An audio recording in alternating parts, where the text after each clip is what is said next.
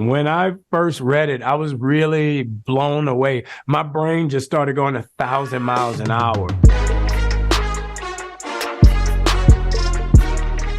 How familiar were you with the video game before taking this role? You know, what steps did you take to kind of immerse yourself in the overall concept to portray this experience as authentically as possible on screen?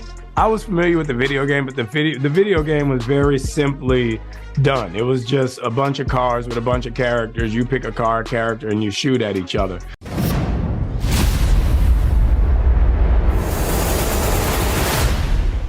We really had to create the world around the game and give these characters a reason for being there. And that was the fun part. That was the part that was most interesting. You know, why is John Doe a milkman? Like, what did he go through with the apocalypse to get to where he is, and what is he trying to find out?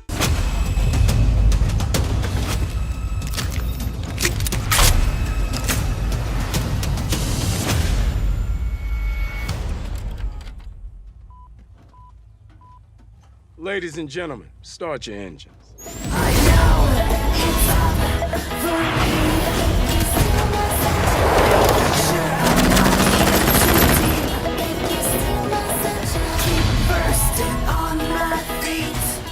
I got some really fun hours driving. I bought a raggedy car and put a funny stick in it and just went in the parking lot and just whipped it up for a little while. So on that note, I'm wondering, can you discuss the role of technology or any special effects that were used to enhance the visual experience of this show? This is gonna be fun. We're setting. Swung a little wide there. Well, aren't we a tall glass of water? Me? I'm more of a Hawaiian punch. You know, in every movie nowadays there's CGI, stop motion, all that stuff. But we did, ironically enough, we did a lot of this stuff practically. A lot of the car stuff, because we had a great stunt team. And I had an amazing, like, world-renowned drifting stunt driver. So we did a lot of it practically and just destroyed a lot of cars. We left a lot of press cars in our wake shooting this show. So what can viewers expect in terms of, I mean, I'm not expecting you to spoil anything, but what can viewers expect in terms of storytelling and your character's dynamic and the journey you're going to take us on with this first season of the series? She had dumps like a truck. That's like what? All night long. Let me see that thong. Like it when the beat go? Da-da-da-da. Baby, let your booty go. Da-da-da-da. Girl, you want to show? Da-da-da-da. The thong. Well, I think it's important that, you know, the viewers understand that this is a comedy and it takes place right after the apocalypse.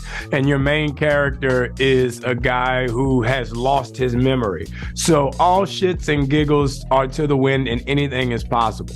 So I think people can expect, you know, just to have fun, just to really get a fully developed reason for why Twisted Metal is here and where these characters are headed by the end of the season. I think you have so many great characters, you have so many great vehicles that by the end of it, you're invested in them. I mean, as soon as you meet Sweet Tooth, you just want to hang out with this dude forever, and then you figure out why he is the way he is. You know, Thomas Hayden Church did an amazing job, you know, playing the law. There are no good guys, there are no bad guys. Everybody's just trying to exist in this world that we now call home.